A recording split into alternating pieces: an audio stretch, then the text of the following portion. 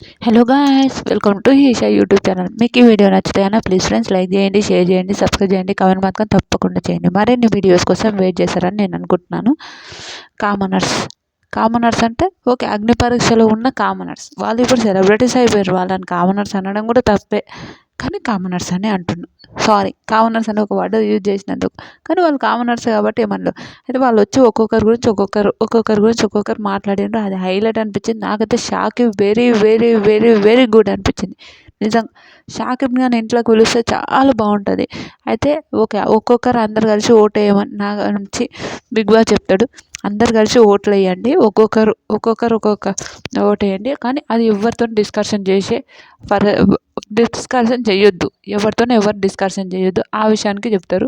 అది హైలైట్ అనిపించింది నాకైతే, చాలా బాగా అనిపించింది. డిస్కషన్ చేయొద్దు, 100% డిస్కషన్ చేసేవారు నేను వచ్చినారు. కానీ ఎవరికి హైయెస్ట్ ఓట్లు వేసిన వాళ్ళు రాలేరు. హైయెస్ట్ ఓట్లు వేయని వాళ్ళు బిగ్ బాస్ హౌస్లోకి వచ్చింది. ఇది టూ మచ్ సూపర్ అనిపించింది నాకైతే. బిగ్ బాస్ అయినా ఆల్రెడీ ఆమె చెప్పిందంట, ఓట్లు వేయని వాళ్ళు వస్తారు చూడు, శ్రీజ అని అనిపించిందంట. నిజంగా దివ్యనికితో వచ్చింది. ఇంకా ఉంటుంది. ఇంకా ఆమె అయితే అగ్ని పరీక్షలు ఏమంత గేమ్ ఆడలేదు, ఏమంత లేదు. ఆమె రావద్దంటే కావాలని వాళ్ళు కూడా గ్రూప్లో అందరూ కూడా అదే అనుకున్నారు. ఆమె వద్దు అని అనుకున్నారు. కానీ వీళ్ళు కావాలని ఆమెను, బిగ్ బాస్ హౌస్ వాళ్ళు ఆమెను పిలిపించారు. అది కావాలని నాకు అర్థమైంది. కానీ ఇప్పుడు కూడా నాగ ప్రశాంత్కి అన్యాయం జరిగింది అని నేను ఇంతవరకు అయితే అనుకుంటున్నా. చూద్దాం అప్పటి వరకు.